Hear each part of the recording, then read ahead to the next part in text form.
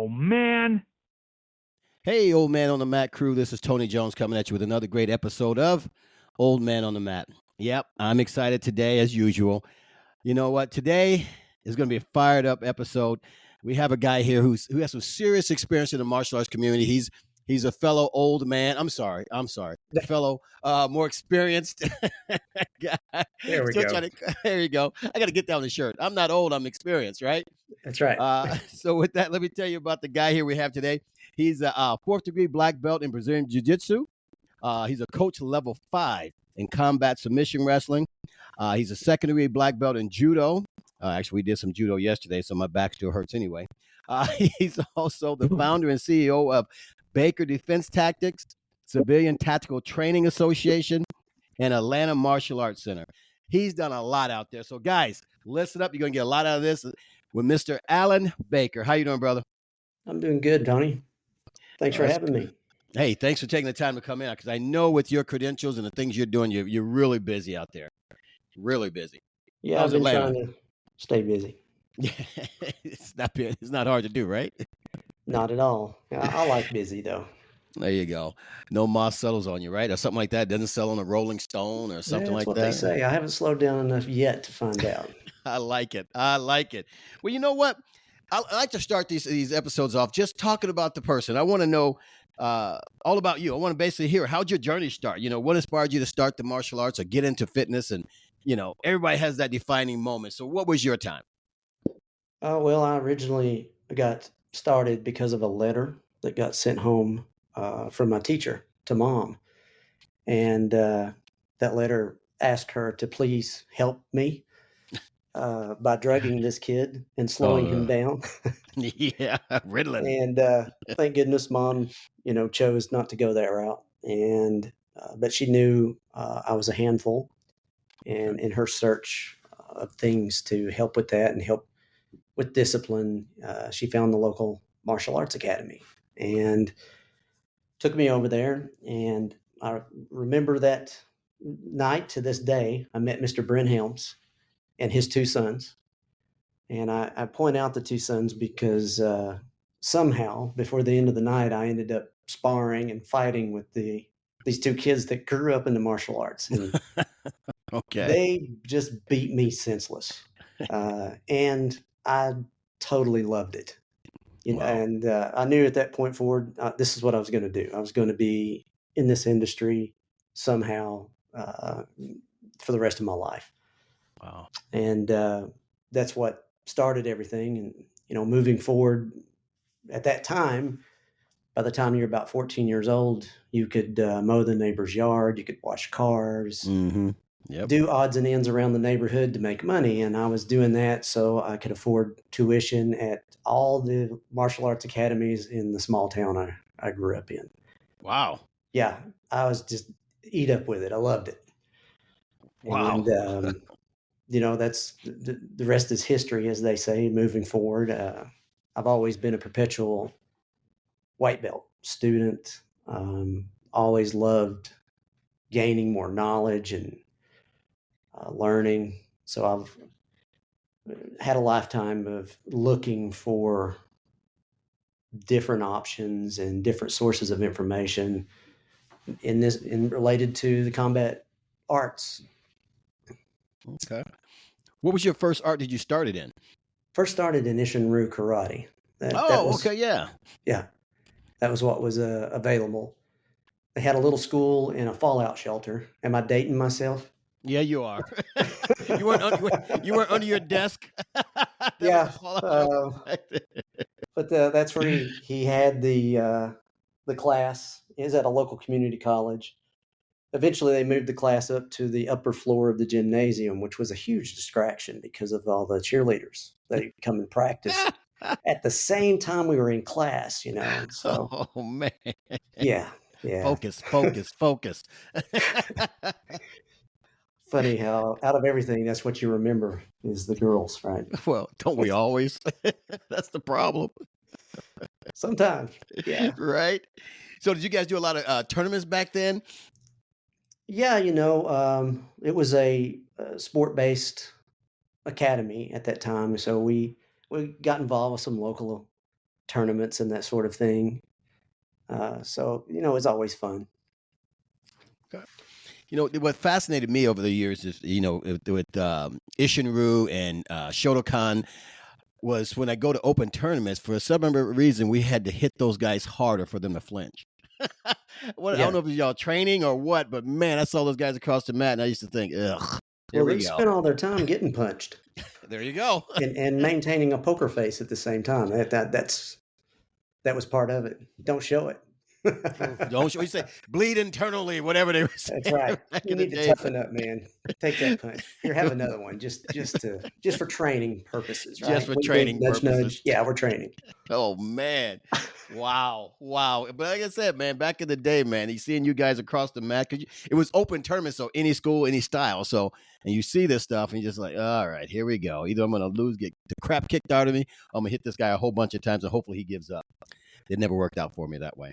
Oh yeah, but some great life lessons wrapped up in all of that, I've got to say.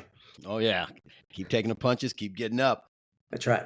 Now, were you ever bullied at all coming up, or were you one of those guys who was picked on a lot? Then you finally said, I gotta learn something, or Yes, everybody at that time would have a couple of those moments, but I got into it. Mom was looking for discipline. Mm-hmm. Because I was like ADHD on turbo. Wow. I used to fight to stay awake. I didn't want to sleep. Man. Oh man! And I've always been a very high energy driven. So that was the main reason to get in there. And thank goodness, because at that time, probably the main course that was becoming more popular was drugging kids that were dealing with it. Putting them on Ritalin. Yep. And, which is a thing, but very fortunately, I got in front of the right people, the right teachers, and they taught me to do it for myself. Right. To control the mind through breath, and which was one of the greatest gifts I was given at that time from my teachers and mentors. Wow. Had a huge influence on the rest of my life. Wow. Now, I noticed on your title, and everyone has a title as coach, and it's Sifu. And I think that's the Chinese, correct? Or yes, Kung Fu and all those things. What led you to take that title of Sifu? Even though it means instructor and master, I think it does. Am I correct? Or yeah, teacher. Okay.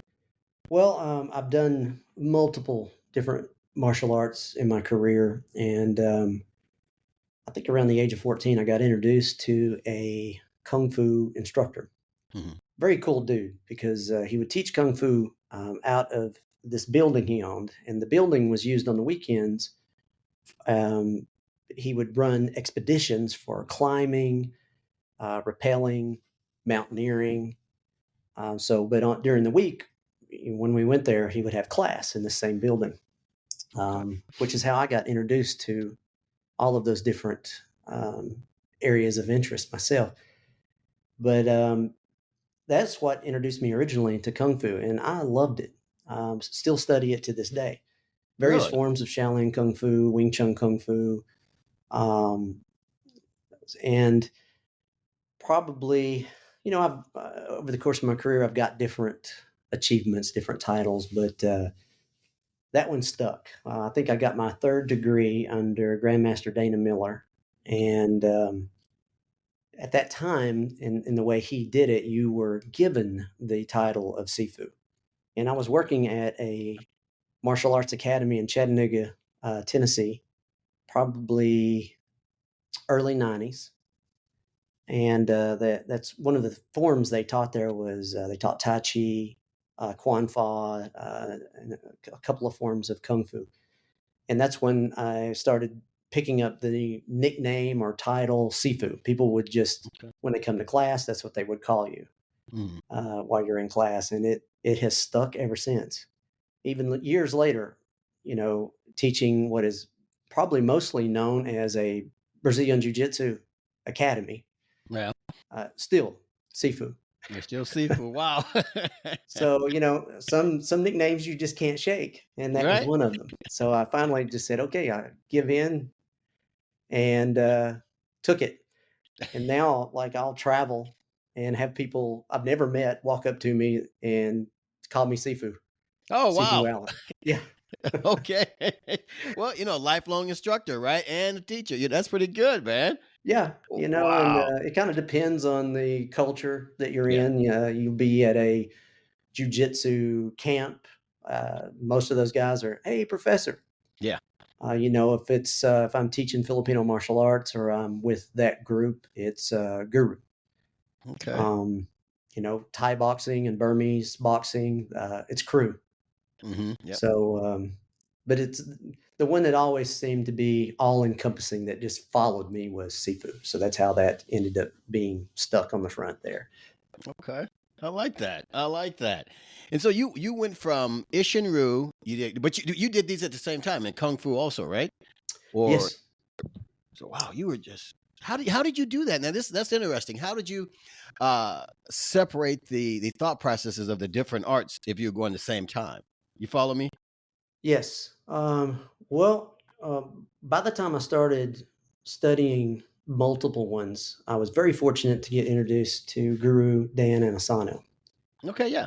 Yeah, and if you know Guru, he's a legend. I mean, Mm-hmm.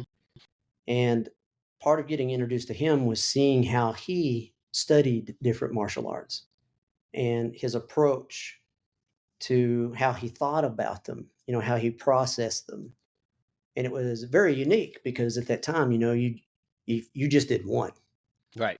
But one of the Right. mindsets he introduced to me was the fact that, and I say this commonly, all systems are designed by man for man. Therefore, man is ultimately the answer and not the system.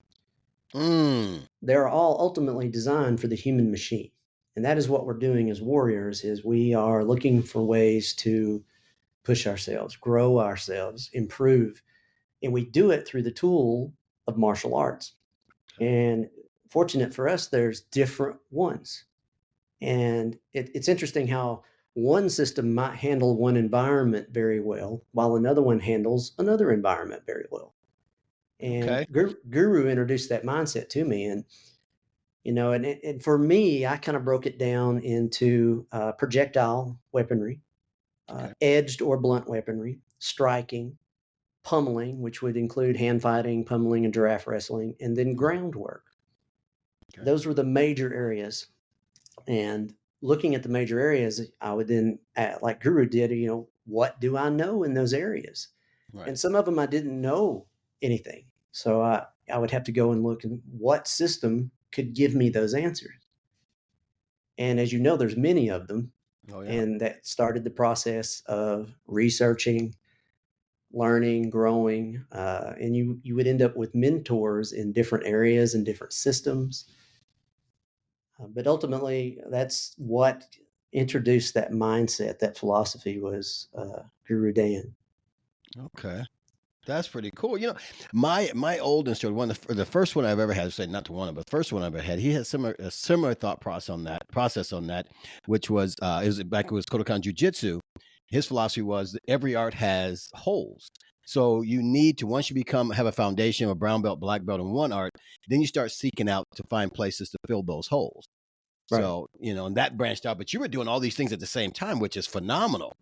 That's, to And shift with your it mind. helped to be a martial arts bum. Okay. Um, Okay. and there's many aspects to being a martial arts bum, but one of them is, you don't have a real job. And Okay. I probably operated in that state for decades. Wow. Wow. Oh man. Well, I guess to be a martial arts buff, you got to pay the bills some kind of way, right? Yeah. You make it happen, but it's probably not the most comfortable path. No. But No. if you're looking, you have a passion for something, it's amazing what you can tolerate and achieve. Okay. Well, let me ask you this. This may be, one of those things that people say, well, this art is tougher, that art is tougher. Which was the toughest? I mean, the hardest working one. They all have their hardness, but which one is the hardest one you felt like, man, this one's gonna kill me? It's the hardest, mentally and physical training. Wow. That's a good question. I might have to give you several. Okay, that's fine. Two of the first ones that obviously float to the front of my mind is Jiu-jitsu Okay. and Judo, Yep. especially the way I learned Judo. No carpets, or just carpet, no mats. Well, just I just got beat up. Uh, I worked at a studio, and we had classes till about 9 p.m. And there was a local judo academy, and I really wanted to go and take class, but I mean, I worked almost every day. So I Wow. went over, and they said, "Well, all of our classes are done by 9, but the guys are hanging out and doing randori some nights for a couple hours after class." Mm-hmm. So I said, "Well, can I join the school and just show up and train with them? Maybe I can learn." And as you can imagine, the first year or so, the guys are just like, "Who the hell is this guy? This dude that works at a school across town, what's he thinking?" Right. So I just got beat up. I just got beat up for the probably first year. Oh man. And, after a year, they're like, "Dude, this guy's not leaving, and he keeps showing up. I feel sorry for him. I'm going to show him some stuff." Right. So you stop counting the lights. Yeah. And then I got to be friends enough with them, so they actually started showing me, this is a sasai, and Yashi Burai. Here's how you do it. Here's how you train. Well, thanks, guys. Yeah. After a year. So, that might have been a little more abusive than normal, but that's why judo sticks out to me. And then Okay. I've got to put on that list Thai boxing, Oh and man. doing Thai rounds. Yeah, buddy. Oh man, you can be conditioned, and it'll still make you puke. Oh yeah. Oh, oh Get you yeah. so out of breath you'll have a headache for an hour. Oh Yeah. yeah. Oh, But ultimately, those arts put me in that position. Much yeah. like wrestling, they'll develop that work ethic, Right. Right. and you can take that work ethic and go over to different systems of Filipino martial arts, and you can knife fight at that intensity level to the point where Hmm. you're pushing it just as hard. You can stick fight until you push it just as hard. Right. And every major area of combat, you really need one of those environments. That's and what I mean by an environment is, like in jiu-jitsu, you roll. And Yeah. can you imagine jiu-jitsu with no rolling? Right. Sometimes I pray for that. Yeah, Yeah. but it'd be a great couple of nights off, but how good would we be? A good point. And Very good point. yeah, once you see that, you're like, well, if it works so well over here in this grappling world, and Mhm. how do I achieve that in the pummeling world and the striking world, the weapons-based world? And for me, I wanted to create it because you see such benefit that comes out of those active environments. Mhm. After a while, you just come in with your buddies and say, "Hey, man, let's roll for a couple hours," Yeah. because we know what comes out of it, especially with a good partner. Oh yeah. And, I wanted to see that in the other areas too. So we plug up those holes we were talking about earlier. Right. And so eventually you could find that tough environment, that tough training push in all of the areas of like the combat blueprint, the Yeah. encounter between two combatants. That's awesome. And I do agree with you. And the first one you said was judo being one of the hardest. I still remember judo being the hardest for me. That's just they're trying to put you through the floor kind of thing. And Yeah. it was just brutal. It was literally brutal. There was no at the time, no break, I'm doing quotation marks over here. By the time you take a breath, oh, I got to do it again. You got to throw me again. I thought we just did one and done, right? Yeah. And, it still is the toughest one. I'm still feeling it. Well, I know. Yesterday, I'm at my buddy's gym over at Aces Training Center out here in Round Lake, Illinois, and walk in and he said, "Well, we're gonna do some throws today." And I was just like, "Oh gosh, I don't miss these. He's going to do some judo throws." And Brother, I don't miss those days. I do not miss those days of just getting Yeah, you thrown through really the floor. appreciate that crash pad after a while. You do, right? I did ask him halfway through. I said, "No crash mats." He was like, "Not today." But it's good to see you can still take a fall, right? Oh yeah, and it's a life skill. Yeah. Yeah. Yeah. Yeah. Adversity makes you a better person, right? That's what they And tell me. so, if we look at it that way, judo is just growing my glowing personality. Is that what it is? I'm gonna get that on the shirt. Yeah. Oh man. But you know what? Over my years in martial arts, I've been in martial arts since I was 8 years old, and I got a chance to meet some great people, man. Now, seeing how martial arts have changed over the years, and we all know it's changed. I think it's just my humble and I like to say accurate opinion. Martial arts training has gotten a little softer. And I don't want to be the guy to say, oh, back in the day, we used to, eat nails and all that stuff. But I noticed when it came to the kids, it seemed like we were softer. Because I think back when I was coming up, and I'm sure like you thought it was probably child abuse we were going through that stuff. Oh, But it helped definitely. us. Yeah. So now things have changed. Do you see that also? Yeah. I mean, instructors would go to prison for what they did to me in the 80s. Oh man, ain't that the truth, man? Well, I look back and you guys are whining about these push-ups today. What are you talking about? Oh yeah, push-ups. You're not getting hit with things or hit Oh by people. man. I'll take the push-ups. All day long, the walking on the backs, the Shania whopping you across the shoulders. Yeah. So why I think we all know the answer to it, but why do you think that is nowadays with the kids, not being able to take as much? Or you think it's the parents that's doing that? Well, I think, there was a time when the martial arts culture was a small community. Hmm. And one of the reasons it was a small community is, I think, because of a lot of that. Walking into that and dealing with that much pressure and adversity is a tough thing. Yeah. And, it takes a personality, certain personality to do it. And Yeah. in order to broaden the culture and the community, I think they had to turn the volume knob down on that a little bit, Okay. which, Okay. yeah, which is a good thing. It introduces it Yeah. to more people. Yeah. But at the same time, you're giving up certain things too. Yeah. Um, and I definitely, yeah, there's been a definite change over the years. Yeah. Because it was a different time, and I'm sure prior to me getting involved, I've had my teachers tell me was they're hitting me with a 2x4. Yeah. You're soft. Yeah. They used to use a 4x4 on me in the 70s, so I'm like, oh, Oh man. okay, thank goodness. Oh man. I see it out here with these kids, and I think a lot of it's the parents too. And I always try to reflect back on what I went through, of course, because I used to come home from practice crying and train and crying, and my dad he was great at it. He would listen to me. He said, and he always pat me on my head. Oh yes, it'll be okay. Tomorrow will be better. And that was my Right. way of saying because I wanted to quit every time, and I hated him for it. I was thinking, can I just come home? Tomorrow will be better. And I see a lot of parents nowadays letting the kids bounce around from different things, which I don't think is bad, but I think they're letting them quit too soon. You Agreed. know, And I because mean, such a good point you're making. Sorry. no, no, go ahead.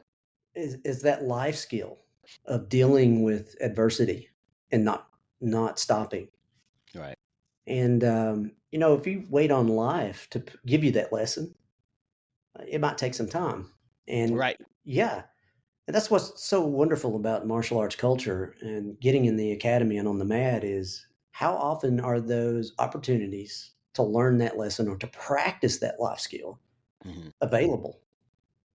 And it might have been just because people didn't care for my attitude in class, but they made it available for me quite a bit. If you wanted to or not. Yeah, I had lots of opportunity to practice dealing, being uncomfortable and dealing with pain. Yeah. And you learn that. And one, it gives you perspective. Yeah. When life dishes something out to you, it's like, oh well, I've had worse. Right.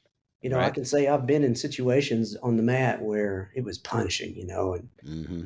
due to that punishment, and learning how to navigate it and swim through it, and find those little things that you can control, Right. as opposed to focusing or over focusing on the stuff you can't control. Okay. I learned that skill on the mat. And when life gave those moments of struggle, Right. it helped me navigate it. And when it gave moments of opportunity, it helped me shine even more. Okay. Okay. I like that part. I like that. So, the shining part. So it made you more, I would think, humble in those things, in those situations, or just more appreciative. How did it help you? Oh, yeah, you definitely, the humility's there. And, the moments that when life gives you an opportunity, knowing that this is the moment that I've got to double down. Mm-hmm. Because you'll have those opportunities on the academy floor. It's time to work, Yeah. regardless of how you feel, Yeah. regardless of what condition you woke up in this morning. You recognize that moment to work, and you put your head down and you drive. Right. Same thing in life. Sometimes opportunities that come, and you're lukewarm in your response, and it may Yeah. turn out okay. Yeah. But you recognize that opportunity, and you learn to organize, put your head down, drive, push forward with great effort, and you'll achieve more. Yeah. And so I have to give that the same amount of credit. Learned that in between the class and on the mat as well. Yeah. Wow. So when you talk to him, I'm amazed by all the stuff you've done. Really, I mean, I've talked to guys who've done, and most people have done several arts. Cause I just don't believe there's one art system anymore. I mean, people don't train just one art system anymore. Now, I know you said you came up, learn all these things.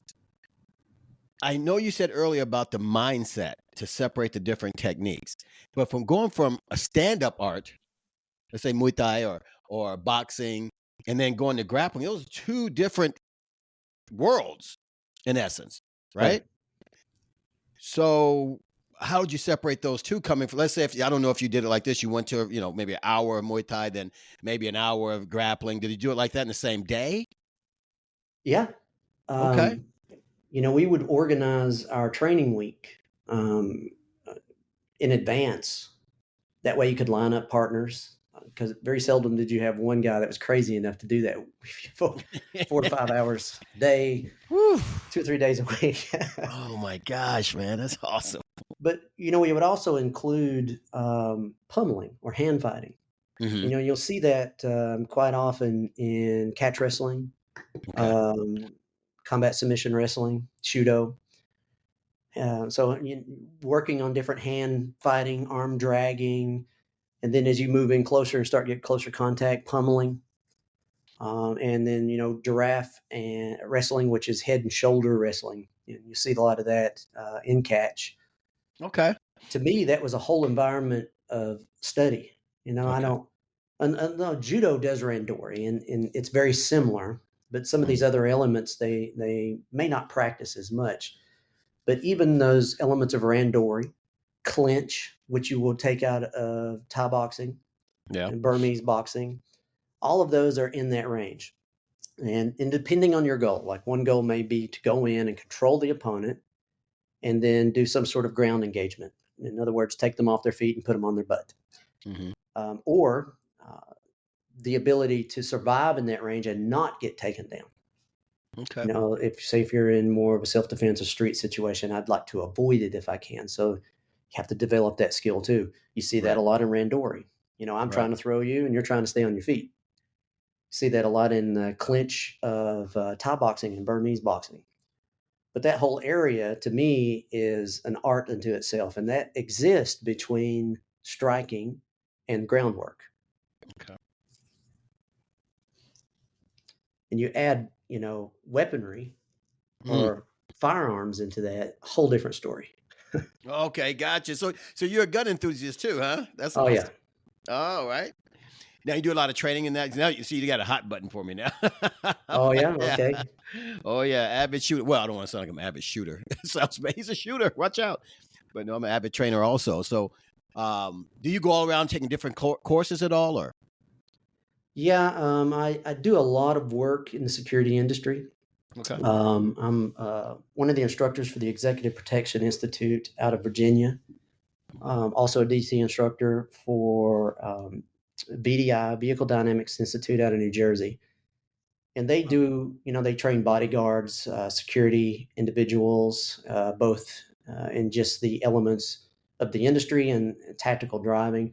And because I quote unquote teach their DT, I get to join in on the fun as well. So That's yeah, awesome. I'll have times throughout the year where I get to go up and spend a couple of weeks at EPI teaching and learning.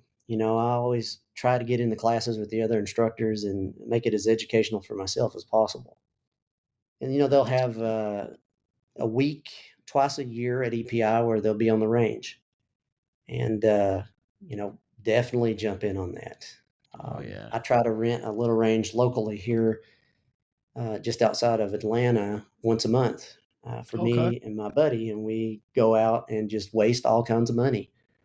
That's right. Throwing rounds down range. Huh? Yeah. It hurts the pocketbook, but makes sure you have a good day. I got to say Yeah, that you feel good about it. you do. And you have to keep that training up. It's a perishable skill also. You gotta Agreed. keep Yeah. training. You gotta keep training. I've been shooting since forever, man. I love them. Let me ask you this. This is off a topic almost, but what's your favorite handgun? What's your favorite pistol? Oh wow. Being a gun enthusiast, you probably only own one. Yeah, right. Yeah, right. So Wait, the government's listening? Yes, again, one. there's another question that's hard to answer. I have a lot of Glocks. Mm-hmm. Um, I probably 2 years ago I picked up the Shadow 2 Oh, full size. nice. That thing shoots like a stick of butter. Oh yeah. And Oh yeah. I'm looking at the compact version. They recently just came out with a Shadow 2 compact. Ooh. Yeah, and so Single stack? yeah, that's on the get list. And Okay. again, metal frame and just it's heavenly. Yeah. And growing up on Glock, they're not the easiest ones to shoot. Yeah. But if you can shoot them, you're good. Right. So you go pick up something like that, and it's like, you keep looking around. What's going on here? It's magical, whatever it is. Right? Yeah. Oh man. So yeah, I'm like yeah, I don't know. I love a Glock, but I figured with the one gun that I have, that's for the government if they're listening. One gun that I have. But I do have a collection of a bunch of them, and I like different. I just like them all. You know what I mean? It depends on what you're doing. You should be able to. What a good friend of mine who owns Misha Training Center, training tacticals over there. He talks about picking up any gun. You should be able to pick up any gun and shoot the same way as your favorite gun. Agreed. I'm like, okay. All right, we all have our good ones, but that's okay. All right, just want to ask you that because I try to ask guys who are shooter what's their favorite guns, and I always hear these different ones, and it's still the Glock's the best one in my opinion because they're just a brick. You know what I mean? Yeah, Can't go I've wrong put with those things through a lot. Yeah. But dropping it in a mud hole, and I mean, things still went. Fire like a charm, man. Right. And the guys next to me is jamming up and everything, and you're still Yeah, putting right. them down range, So right. yeah. I don't think I've had too many jams whatsoever on any of my Glocks. I think I probably had one or two, but nothing crazy. You know what I mean? Almost all of them were self-induced. Yeah, ammo. Crap. Trying some close quarter retention shooting, and you'll get it too close to your body, and which will cause a double feed or something like that, or yeah, playing around with those type of things, and so most of it's my fault. Yeah, user error, right? Right. Yeah. User error. If my gun's bad, Right. You get one of those rounds every now and then. I think that the ammunition company they've got a guy in a special department, and he makes that one bullet that's just going to screw your day. Right. Yeah, They he's throw it in like, the box for this you. is going out to Alan Baker. Yeah, let's put 2 of them in his box. Right. That's the truth, though. I believe it. But they just want to help us train and get better. That's all it is. Is that what it is? Yeah. I think I shoot better when I have my eyes open. Anyway, actually, I did hear a guy. This was years ago, and I hope he never hears this. I'm not going to say his name. But we were talking martial arts, and he was a taekwondo guy. We were talking about it, and he was talking about, you know what I realized? And I was like, well, okay, what you doing? He said, when I'm sparring, I do better with my eyes open. And I thought he was joking, but he was dead serious. So, trick to martial arts. You do better with I your eyes open. wonder how long he's been going along until before he figured that out. Right? He was a black belt instructor. So I don't know what to tell you. I'm gonna leave it right there, man. Still a great guy. But now you do all kinds of weapons too. You do edge weapons. You do Filipino sticks, all that. Yes. Okay. Do you carry blades with you all the time? Yeah. Yeah. Generally, I've got a firearm and a straight blade on me. Okay. Okay. I've got I like blades, but I haven't trained. I trained a little bit, but a little bit means you don't know what you're doing. So I wish I trained more of that. What do you think someone's first step should be when they're trying to train some edge weapons? What do you think? Well, good mentor, a good instructor, one that's very practical. You can study the system and get pretty deep.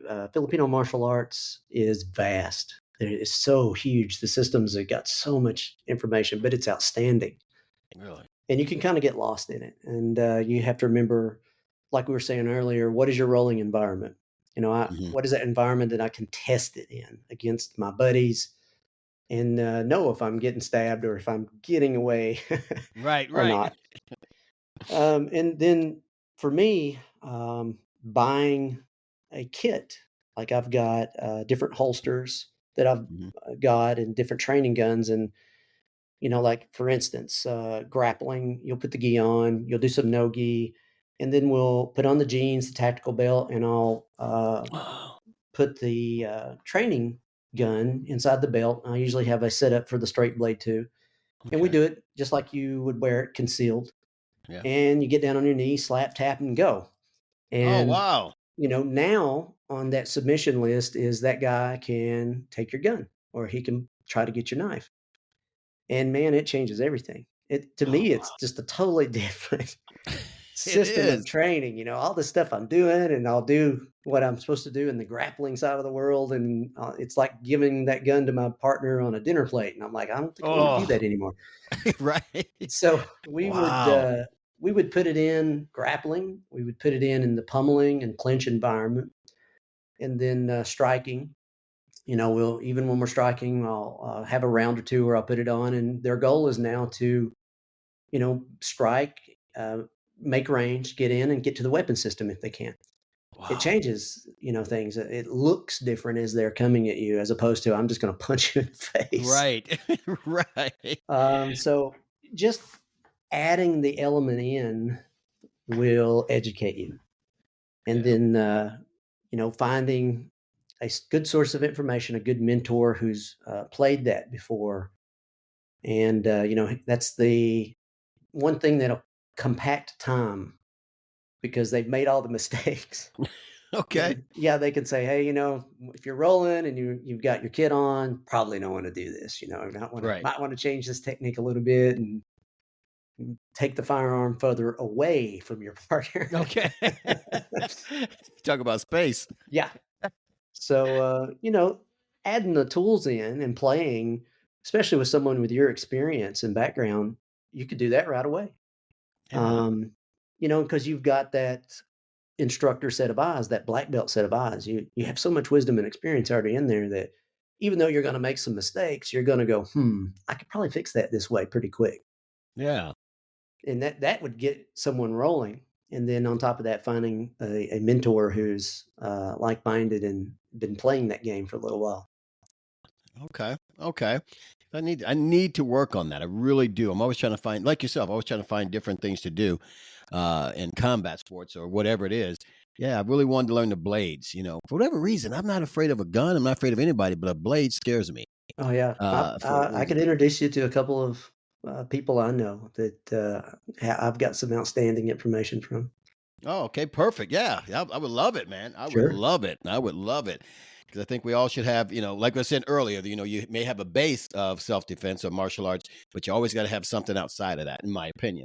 The way I was raised through the arts, you got to add other things to it. Now, Agree. over the years, have you got any major injuries? Oh, Duh.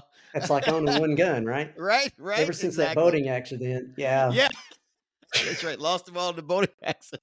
I love that. Yeah, well, had some pretty good ones. And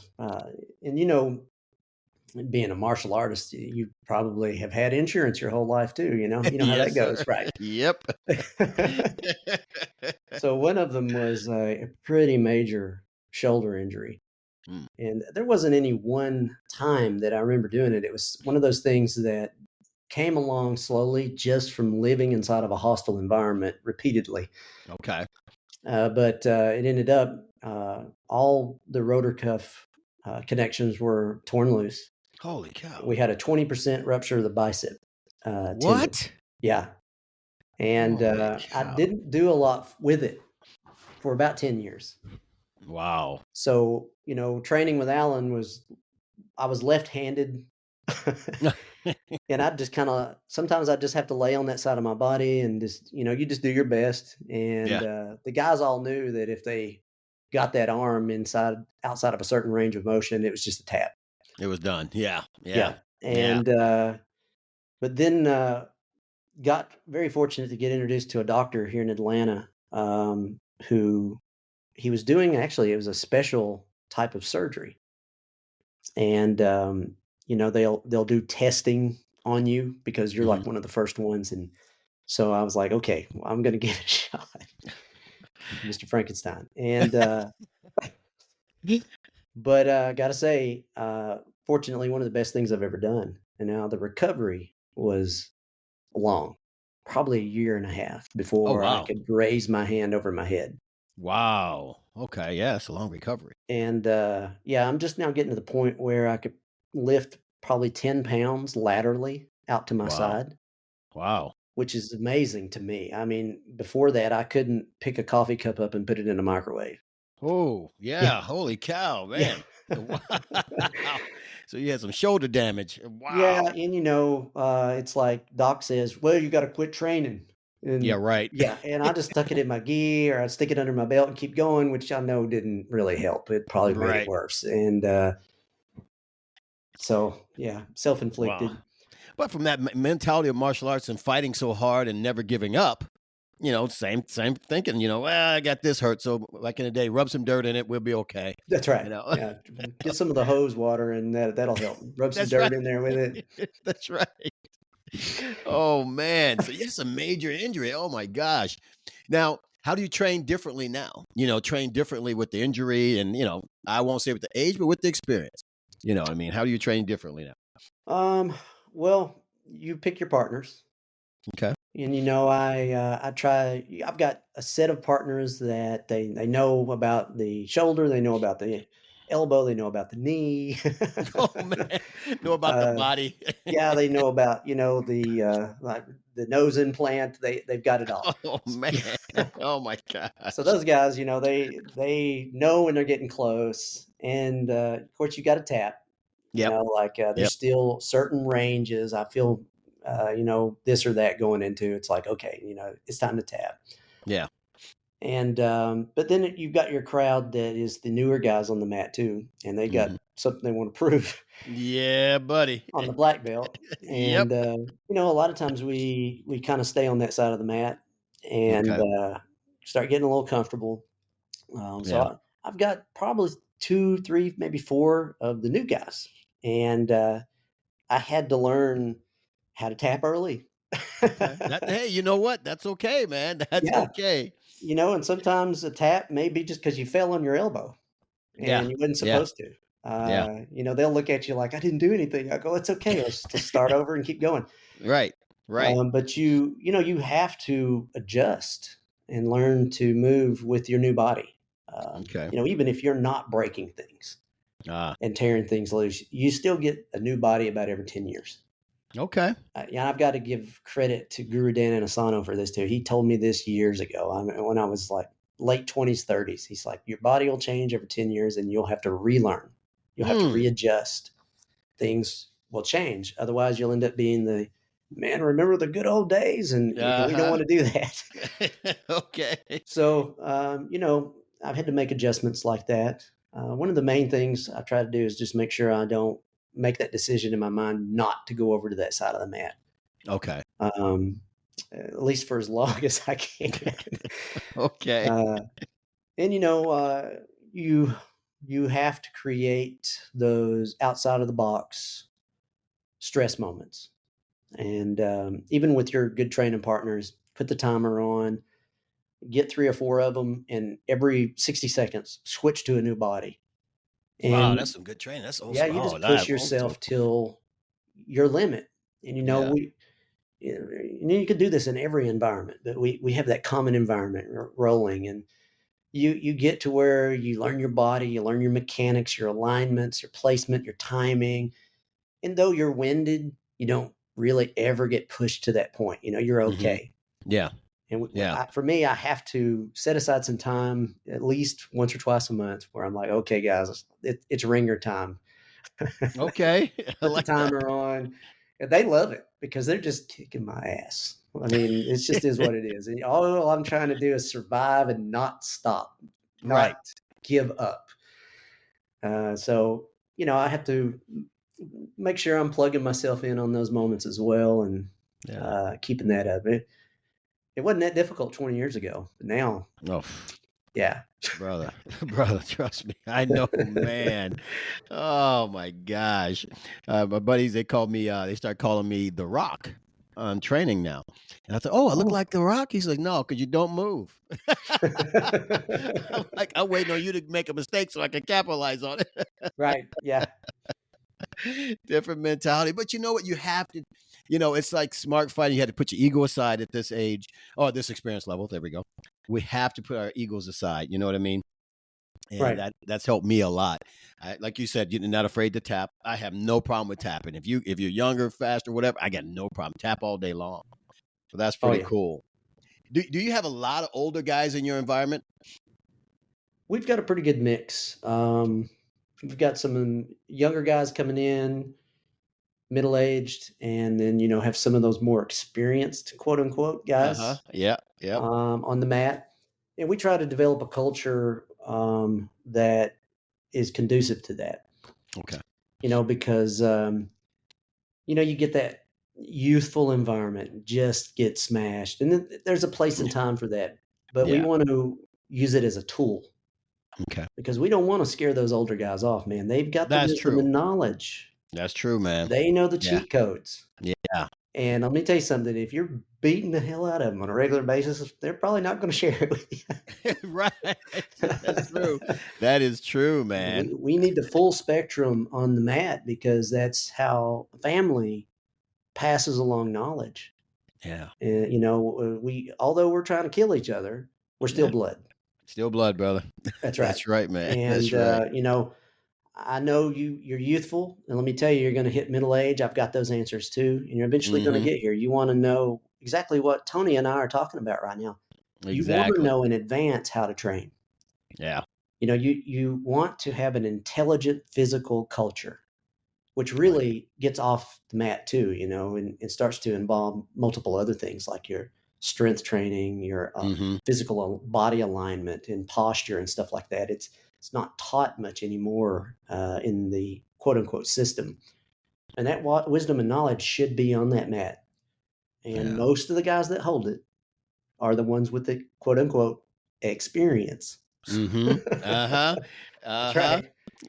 That And number they I can have to come get onto them on a regular basis, like I won't see them for a while. And, I hurt my foot. And it'd be like, well, I'll get a chair. We have a chair at the academy. It's one of those Yeah. folding chairs. And we There you got go. tennis balls on the bottom of the legs. And that's for you to come and sit on the mat with me. There you go. That's right. I don't care if you're not training, but I need you to be there. There you go. Yes. I can't Yeah. tell you how many times we get those guys out there and yeah, you got a cast on. Just come watch. Just come watch the And class. You'll halfway learn through from that. class, you see that index finger coming up and pointing at somebody going, don't put your hand there. Uh-huh. And that's why. That's Yep. why right there. Bring it. Yep. Yep. You're absolutely right, man. You're absolutely right, man. But you don't see that a lot anymore. They're injured or whatever, they're just gone. They'll come back later. But back in the day, or even I do it to this day. If I'm injured, I'll come and sit and watch a class. Yeah, it's great. Yeah. And it's better because I'm not on there getting beat up. I'm watching the guys get beat up. Yeah. It's been a great class today. Yeah, yeah. I feel great. You feel amazing. Oh man. Now let me ask you, do you have a family? I'm right now. I'm by myself, That's but all right. I got it, bro. yeah. I got it, brother. I was gonna see if they're trained with you now. Now, when you're out there training, when you're on the mat training, do you have more guys that don't want to train? Well, not in that environment you created. I think you may have answered this already, but not in the group that you've had. But you think some guys are intimidated to train with you because most of the older guys or more experienced guys, people are thinking, "Oh man, that guy's gonna grind me out" or whatever it is. Do you have a lot of guys like that at all? Well, that exists. We try to have like procedures on the mat, Okay. and I take the time to tell the guys, hey, this is how you get wisdom and knowledge out of Uncle Ron. Yeah. There you go. Uncle Ron, I have this problem. Can you help me? And please don't, hurt me in the process. And most of the time, you know, coach is like, I'll definitely do that. Thank you for asking. Yeah. Those guys Yeah. want to help, because, the learning triangle goes in three different ways. You'll learn from your teachers, you will learn from your peers, and you will learn from your students. Mm. And that never changes. I've had students that come up to me and, they'll a white belt and he'll go, I was thinking about this. What do you think? And I'll go, you know what? I've never thought of that. Hmm. In Okay. all of this time, why have I not been in that situation? Let me research that and get back to you. And that alone made me go find out. I had to go ask some of my buddies, some of my peers, my teacher Yeah. to get the answer. Then I came back and go, dude, you and I both learned something. Thank you. That's awesome. So I tell those guys on the mat, you got to remember that, regardless of where you are, knowledge, wisdom, and information comes in from all three areas. Don't think it doesn't. And don't let your attitude shut off an entire pathway of knowledge. Wow. Wow. That's brilliant. That is brilliant. I guess you literally just answered my next question about some principles of life that you live by right now that's going to help someone else. There it is. Yeah. There it is. Oh man, but that's awesome though, man. I love the way you think. I love it. It's like you're in the never-ending learning phase, and that's pretty cool. That's pretty cool. Well, that's Well, our job as warriors, I think. really? To constantly drive, constantly learn, Okay. stay on the mat. There's not many protectors in the world. Yeah, you ain't You joking. know, I'm seeing less and less of them. So, I want to produce more of them. All right. So it's like, yeah, come learn the philosophy and become one of those people. We need more forward stepping individuals in those Right. chaotic moments. Gotcha. Gotcha. Now, on that same line, how do you think we go about doing that? How do you think we go about getting more guys in, more guys we can mentor? I know a lot of times it has to come from them, but how do you think we do that? Go out and get these guys if we can. Well, I think they will find you. I think like what you're doing here, you're create an opportunity for someone to learn more information about you and what you do, me. Yeah. And they in their minds, I can't tell you how many times owning martial arts academies over the years, having a storefront, watching people in the parking lot walk up to the glass door, put their hand on that handle, it's freeze. Mm. And they have this That, internal conversation in their head and then they'll walk off. And I'm sitting there going, what happened? yeah. Yeah. Yeah, that was being brave enough to walk up and go in the academy. Yeah. So, how many people didn't even get that far? That's And, true. they through platforms like this, you get the opportunity to find out, Tony's pretty cool. Yeah. I, Yeah. he sounds like the type of guy that'd take care of me. He's a real teacher and he really wants to help and grow that community.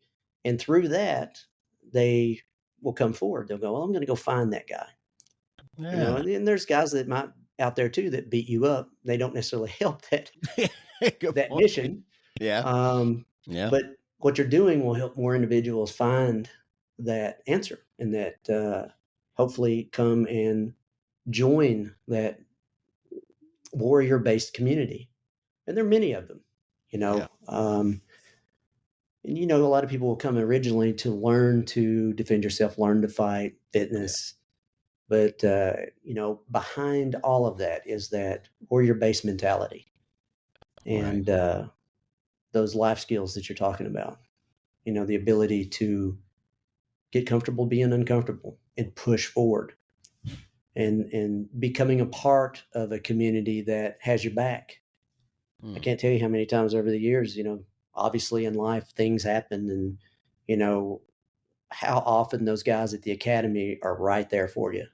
Yeah. Oh, You yeah. know, it's an incredible community. Oh, yeah. You're not joking. It's one of the best communities out there, I tell you. Uh, now, real quick, now, all the things that you're doing out there, how can everyone reach you? Because I want people to be able to, hey, let me go look for this guy. Like you were just saying now, hey, this guy's doing something. I think I can relate to that. How does everyone find you, man? Probably the website, which is SIFU, Sifu, Alan, ALANBAKER.com. And I think you could do SifuAlan.com as well. That goes to the website. Okay. Now, do you do that on your website? You'll have all these things on there, so they can reach out to you and pick and choose what they're looking for. Oh yeah, I travel pretty extensively. I really don't live in Georgia. I live out of a suitcase, but all the mail Okay. is sent to Georgia. Okay. All of the boating accidents happen in Georgia. I gotcha. I gotcha, So man. I've had students meet me in my travels for different reasons, different parts of the U.S. All that information is on the website. Okay. All right. Sounds good, man. I was going to ask you next. Do you do what? When's your next seminar? When's your next, gathering that people come to? Oh wow, that was one I was not prepared for. No, My they got to throw schedule something is at you. insane. They got to find it on your So, website, probably. well, I'm going to be in Tennessee this Friday for a Nice. jiu-jitsu seminar on around the Chattanooga area. And then I'm going to be in Nashville on the 22nd. Wow. And then back in Atlanta for a Wing Chun camp the week after that. Wow. Wow. Okay. So you are bouncing around. Oh, man. Yeah, But I would, weekends are shot pretty much a year in advance. wow. But I would say, just listen to your schedule being in Tennessee. That's my heaven spot, Tennessee out there. I just, that's my heaven spot. So hopefully I'll be Nice. able to move there one day. I visit there quite a bit, quite a bit. I'm always there for some reason or just to hang around. Awesome. Well, brother, I tell you, we're going to go ahead and let this go because the only reason why, because I'm still stuck on the last thing you were just talking about. That's amazing, man. Just that mindset. You have one of the strongest mindset, the most knowledgeable mindset. One of the guys out there that I've run into, and I love it, man. I really, really do. Thank you. Man, it's good stuff, man. But you know what? Hey, guys, that's been Alan Baker. You got to reach out to him. Find his information all online. He gave you the websites to reach out to him. Guys, if you hear some things you like, don't sit it on the side. Just dive on in. Dive on in. Reach these guys. As you can tell by Sifu, Alan Baker, that he's a giver. And he's always willing to give you some knowledge. So guys, reach out to him. So, sir, I appreciate you taking the time to do this for us, man. Big time. As I always tell guys, I want to hear part two. Hopefully we can do a part two down the road because I always think things change in people's lives and they'll have more things to give us. Oh yeah. So hopefully you'll be able to pull some time aside for part two. I promise I won't call you next week and say you're ready. Anytime, man. I enjoy these things. All right. Appreciate you, my friend. You take care of yourself out there. We'll talk soon. Thanks, Tony. Have a good All right, one. brother. You too. Take care. Bye-bye.